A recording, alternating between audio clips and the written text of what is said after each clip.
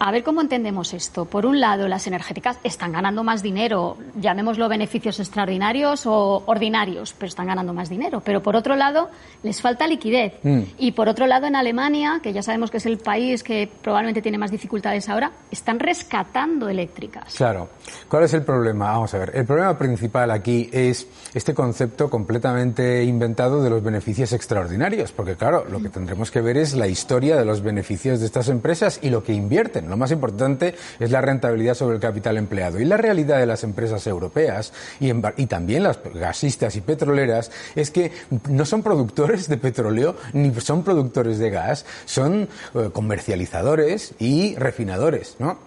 Entonces, ¿cuál es la realidad? El problema aquí es, lo acabas de decir tú, el problema es que tenemos un sector energético en Europa masivamente intervenido, en el que en algunas empresas vamos de rescate en rescate, la pública EDF en Francia, Uniper en Alemania, etcétera, etcétera, y las que no se rescatan están siempre con el agua al cuello con esto que estamos viendo, que es el riesgo regulatorio. El riesgo regulatorio es elevadísimo, porque y eso lo que hace es que haya menos inversión a medio y largo plazo, y eso lo que hace también es que las empresas sean muchísimo más débiles. Es que las empresas europeas en energía han pasado de ser líderes mundiales a ser prácticamente una anécdota a nivel mundial. Y yo creo que es importante darse cuenta de que las medidas que se están proponiendo están basadas en un pilar equivocado, que es que el problema es este invierno.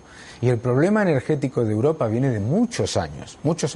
Y esto lo hemos vivido también en el año 2014 y en el año 2018. Y tenemos que darnos cuenta que no se consigue lo que queremos, que es mejorar nuestra capacidad de comprar energía competitiva, penalizando a los que son competitivos, las renovables, la nuclear, y subvencionando a los que no son competitivos. Es que no tiene ningún sentido. Y no es que lo diga la Unión Europea, es que lo dice la realidad de mirar los resultados sobre el capital empleado, la rentabilidad sobre el capital empleado con respecto a su coste de capital del sector energético. ¿Cómo se puede hablar de beneficios extraordinarios cuando las petroleras han tenido pérdidas el año anterior y el año anterior? Claro, ahora suben los precios, pero tendremos que ver en media, ¿no? La lógica, según lo que tú dices, sería, bueno, cuando tuvieron pérdidas como el impuesto de sociedades, por ejemplo, es un porcentaje, pues pagaron menos, porque ganaban menos. Ahora se supone que están pagando más porque ganan más. Claro, pagan muchos más. De hecho, los impuestos se han disparado por el efecto de no deflactarlos por la inflación y, además, ojo, si el problema fuese el impuesto de sociedades, están todos los impuestos que se pagan antes del impuesto de sociedades para todas estas empresas. El matiz que se hace desde el gobierno español, otros gobiernos y también desde la Unión Europea es que, bueno, no estamos en un mercado, si fuera un mercado ahora mismo normal, que estuviera funcionando con normalidad, es verdad que dices, bueno, pues si está ganando le aplico el porcentaje por lo que esté ganando, pero es verdad que son unos beneficios dentro de un mercado que está funcionando de una manera distorsionada. ¿Y quién dice que está distorsionado? Es que el problema aquí es quién decide que está distorsionado, porque es muy fácil no distorsionarlo. Lo primero que haces para no distorsionarlo es no dar señales al mercado de que vas a introducir todavía más medidas de intervención. O sea, el problema, ¿por qué tenemos en Europa un coste del gas y de la electricidad que es más del doble que en Estados Unidos? Entre otras cosas porque en ese mercado... Ellos también tienen petróleo y gas. No.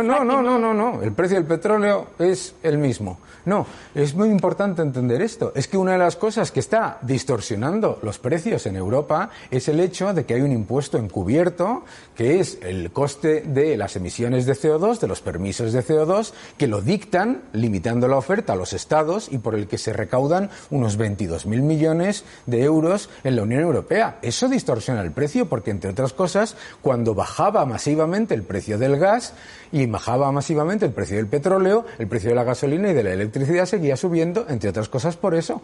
Pero por otro lado, el factor que nosotros tenemos que entender es que si lo que nosotros queremos es tener precios competitivos, tenemos que tener una industria competitiva. Y lo que no se hace es penalizando a los que son eficientes constantemente, subvencionando a los ineficientes y poniendo límites a la diversificación de suministro. Si tenemos un problema con un suministrador tan importante como es Rusia, que son 150 BCM al año de un consumo de unos 400.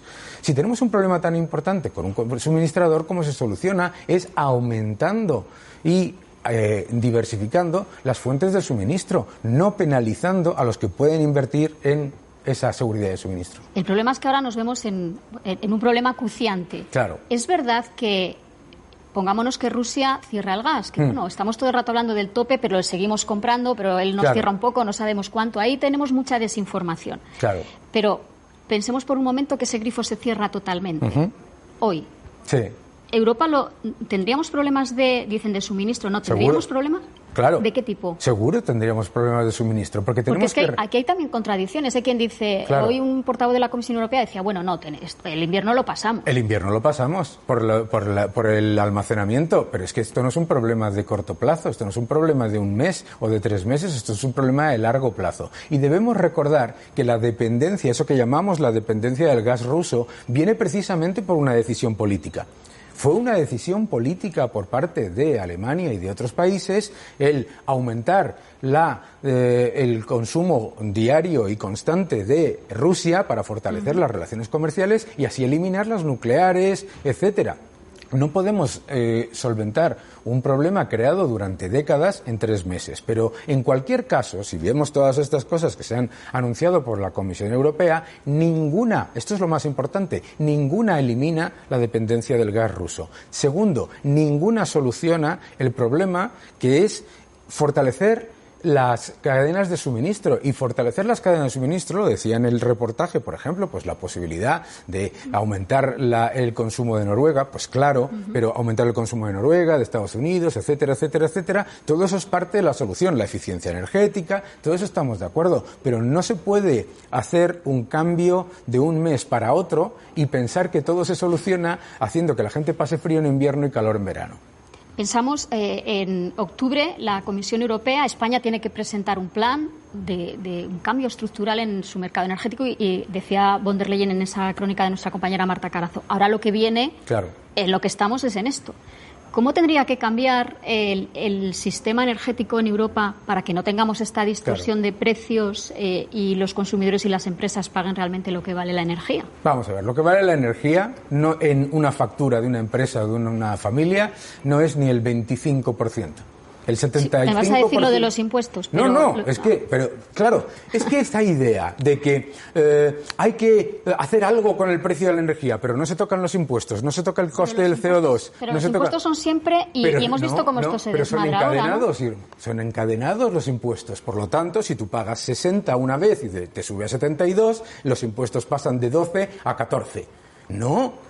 Y además son encadenados porque estamos pagando impuestos en transmisión, generación, distribución y comercialización, en petróleo, en consumo, en distribución, en refino, en marketing, en todo.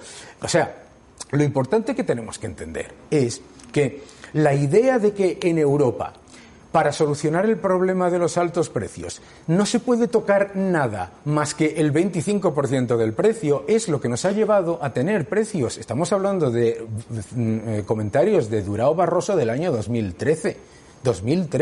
Ya teníamos los precios de la energía el doble de caros que en Estados Unidos y que en la media de la OCDE. Pero esto es importante. Claro que hay que reducir los impuestos, reducir las cargas que no tienen nada que ver con el consumo energético que están incluidos en la factura. En el caso de Alemania, el 75% no tiene nada que ver con el consumo energético. En el de España, por ahí, alrededor del 70%. Hay que cambiar el esquema de coste de emisiones de CO2. Tú no puedes tener un sistema de coste de emisiones de CO2 que sube el precio prácticamente sí o sí, que es un impuesto encubierto por el que los estados van a recaudar más de 22.000 millones, el español más de 2.500, y decir que el problema son los demás. O sea, si vamos a hacer un esfuerzo para hacer la energía competitiva en Europa, lo tenemos que hacer en toda la cadena. A mí nadie me puede decir que si yo me voy a comprar un teléfono, que tenemos que cambiar el 25% que cuesta el microchip, pero no el 75% de lo que cuesta todo lo demás. Daniel, para acabar, escuchábamos antes al secretario general de Andimac que por lo que decía, bueno, pues que si acondicionamos los edificios ahorramos un montón y bueno, ya por ahí llegaríamos al 10% que nos está pidiendo la Unión Europea. Tú dices, bueno, es que con que reformemos los impuestos, así parece muy fácil de arreglar con estas dos ideas simplemente que hemos planteado hoy aquí encima de la mesa, pero la verdad es que cuando te metes en cómo funciona el mercado eléctrico, es súper enrevesado. Pero el mercado eléctrico no es enrevesado por diseño político. la razón por la que es enrevesado y la gente no entiende la factura. Esta mañana me comentaba una persona que trabaja con nosotros que le habían cobrado 100 euros aunque no había consumido nada durante el verano porque no estaba en la casa. ¿Por qué es súper enrevesado? Por toda la cantidad de cargas y costes que no tienen absolutamente nada que ver con el consumo energético. Por eso no lo entiende la gente.